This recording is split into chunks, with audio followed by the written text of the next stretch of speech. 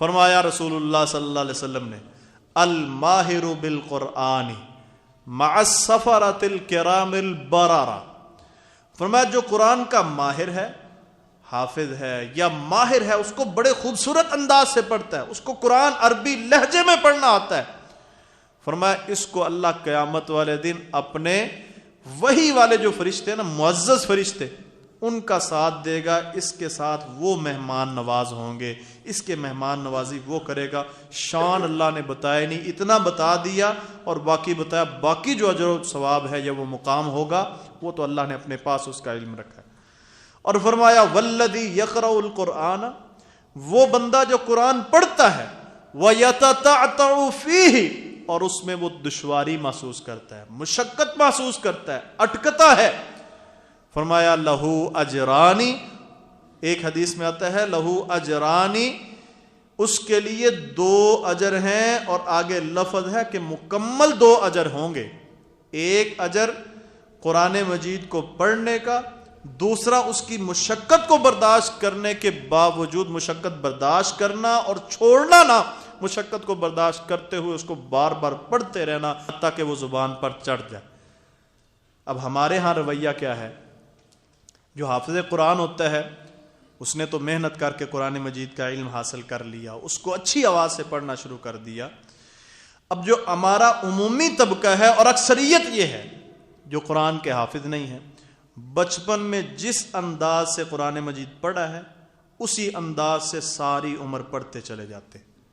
جس نے کسی عورت سے پڑھا ہے وہ اس کے لہجے میں پڑھ رہا ہے، جس نے کسی مرد سے پڑھا ہے وہ اس لہجے سے پڑھ رہا ہے۔ ساری عمر بڑے ہو کر ہم یہ گوارا نہیں کرتے کہ ہم کسی قاری صاحب کے پاس جا کر، کسی جو قرآن کا ماہر ہے اس کو جا کے اپنا قرآن سنا ہی لیں کہ کہیں میں غلط تو نہیں پڑھ رہا۔ حروف قرآن مجید پڑھتے وقت رسول اللہ صلی اللہ علیہ وسلم نے فرمایا اور اللہ تعالیٰ نے فرمایا کہ قرآن مجید ایسے پڑھو جیسے یہ اتارا گیا ہے، قرآن مجید ایسے پڑھو جیسے یہ اتارا کیا ہے۔ عربی لہجے کے اندر قرآن مجید کو پڑھنا واجب اور ضروری ہے۔ ہم یہ سمجھتے ہیں کہ جیسے ہم نے نادرہ پڑھ لیا اب ساری زندگی ایسے ہی پڑھتے چلے جائیں، کوئی دنیا کے اندر آگے ہم زندگی میں اس میں تبدیلی نہ لائیں، آواز کو خوبصورت نہ کریں۔ بھائیو یہ قرآن مجید کا ہم حق نہیں ادا کر رہے۔ قرآن مجید کے جو حروف ہیں ان کا مخرج سیکھنا اور اس کو احسن انداز سے پڑھنا، یہ رسول اللہ صلی اللہ علیہ وسلم کا حکم بھی ہے اور ہم پر واجب بھی ہے۔ رسول اللہ صلی اللہ علیہ وسلم نے فرمایا، اب 2-3 حدیثیں میں بیان کرتا ہوں، آپ ذرا غور سے سنیے گا ان کو اور پھر اپنا آپ دیکھیے گا کیا میں ان حدیثوں پر عمل کر رہا ہوں یا اس طریقے پر نہیں۔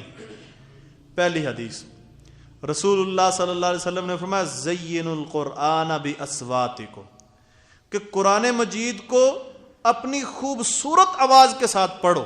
یہ حکم دیا، لفظ صیغہ امر کا بولا جو وجوب کے لیے ہوتا ہے کہ میں یہ تمہیں حکم دیتا ہوں محمد صلی اللہ علیہ وسلم کہ قرآن مجید کو اپنی خوبصورت آواز کے ساتھ پڑھنا ہے۔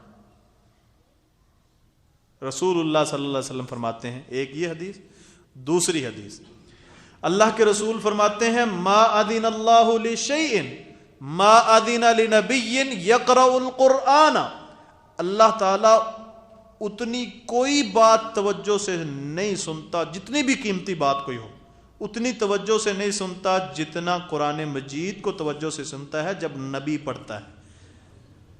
اس کا مطلب کیا ہے کہ رسول اللہ صلی اللہ علیہ وسلم جن پر قرآن اترا ان کی تو شان ہی کیا ہے، کیا کمال لہجہ ہوگا۔ حضرت عائشہ ام سلمہ کہتی ہیں کہ کان رسول اللہ صلی اللہ علیہ وسلم یقطع قراءتہ آیتن آیتن، کہ آپ جب قرات کرتے تھے ایک ایک آیت پڑھتے تھے اور ترتیل کے ساتھ پڑھتے تھے، ٹھہر ٹھہر کر بڑے خوبصورت انداز کے ساتھ محبت کے ساتھ قرآن مجید پڑھتے، اور اللہ اس کو بڑی توجہ کے ساتھ سنتا تھا۔ اتنی توجہ کے ساتھ نبی کی کوئی اور بات بھی نہیں سنتا تھا جتنی توجہ سے نبی کا قرآن پڑھنا سنتا تھا۔ ام المومنین عائشہ کہتی ہیں، صحیح بخاری وغیرہ میں روایت ہے کہ ایک دن نا اللہ کے نبی بستر پر تھے، رات کا وقت تھا، تو میں لیٹ آئی۔ مجھے پوچھا عائشہ کہاں تھی، لیٹ کیوں ہوئی؟ میں نے کہا جی میں بازار سے گزر رہی تھی تو ایک آپ کے صحابی تھا، اس کا میں قرآن سننے لگ کی، کیا ہی خوبصورت آواز تھی۔ اللہ کے نبی کہتے اٹھو، میرے ساتھ چلو میں بھی سننا چاہتا ہوں. کہتے ہیں میں اور اللہ کے نبی دونوں اکٹھے ہوئے, میں گیا تو اللہ کے نبی وہ قرآن وہ جو بندہ پڑھ رہا تھا وہ سنتے رہے پھر فرمانے لگے الحمدللہ, اللہ کی تعریف کرنے لگے. میں نے پوچھا جی کیا ہوا؟ کہا عائشہ تمہیں پتہ ہے یہ کون ہے؟ کہا جی نہیں پتہ. کہا یہ حذیفہ کا غلام سالم ہے, میں اللہ کا شکر ادا کرتا ہوں جس نے ہماری امت کے غلاموں کو اتنی خوبصورت آواز دی. حکم دیا رسول اللہ صلی اللہ علیہ وسلم نے صحابہ کرام نے, خذوا القرآن عن اربعۃ, کہ میرے صحابہ, اب دیکھو اللہ کے نبی حکم کن کو دے رہے ہیں؟ لہجہ عربی, زبان عربی, ٹھیک ہے, ہر چیز جن کے اندر قرآن مجید اترا تھا نا عربی لہجہ تھا, ٹھیک ہے, آوازیں بھی خوبصورت, پنجابی اجمی نہیں تھے, کسی اور زبان کے نہیں تھے, جس زبان میں قرآن اترا تھا ان کو رسول اللہ صلی اللہ علیہ وسلم حکم دے رہے ہیں خذوا القرآن من اربعۃ, 4 بندے ہیں جن سے قرآن سیکھا کرو. ایک ابن مسعود تھے, ابی بن کعب تھے, معاذ بن جبل تھے, اور ایک اور بندہ تھا. کہا یہ قاری قرآن ہیں, ان سے قرآن سیکھا کرو اور اپنے قرآن خوبصورت کیا کرو. اور پھر وعید بتائی, فرمایا سنو, لیس منا من لم یتغنى بالقرآن, جو قرآن کو خوبصورت لہجے کے ساتھ ترنم کے ساتھ نہیں پڑھتا وہ ہم میں سے نہیں ہے, وہ ہمارے طریقے پر قرآن نہیں پڑھتا. اب بتاؤ مجھے کہ ہمارے جو رویے ہیں, جو ہم نے بچپن میں قرآن پڑھا تھا, اب کسی سے سیکھتے ہوئے جو ہمیں شرم محسوس ہو رہی ہے کہ میری تو داڑھی سفید ہوگی تو میں قاری صاحب کے پاس جاؤں, میں تو بزنس مین ہوں میں قاری صاحب کے پاس جاؤں. اگر ہم چاہتے ہیں کہ اللہ تعالی ہمارے قرآن پڑھنے پر خوشی محسوس کرے تو پھر ہمیں اپنے قرآن مجید کو سمجھنا ہوگا, اس کو اچھے طریقے سے پڑھنا. ایک حرف ہے نا, اس کا صحیح مخرج نہ ادا کرنے کی وجہ سے قرآن مجید کا معنی ہی غلط ہو جاتا ہے. مثال کے طور پر, اس مثال کو تھوڑا سا سمجھنا. آپ نے اکثر قرائے کرام کو دیکھا ہوگا, وہ پڑھتے ہیں الحمد, ہا جو ہے نا وہ حلق سے ٹھنڈی سانس کے ساتھ نہ پڑھی جاتی ہے, اس کا مخرج یہ ہے. عین اور حمزہ دونوں کا فرق ہے, عین جو ہے وہ حلق کے اندر زور ڈال کر آ کی آواز اس طرح پڑھے, اور حمزہ جو ہے وہ جھٹکے کے ساتھ پڑھا جاتا ہے. اب ہم میں سے جو بندے اس محنت میں پڑھتے ہیں وہ قرآن مجید کو اس کے مخرج کے ساتھ پڑھتے ہیں, اور پھر اس کا جو معنی ہوتا ہے وہ اس معنی کے ساتھ پڑھتے ہیں.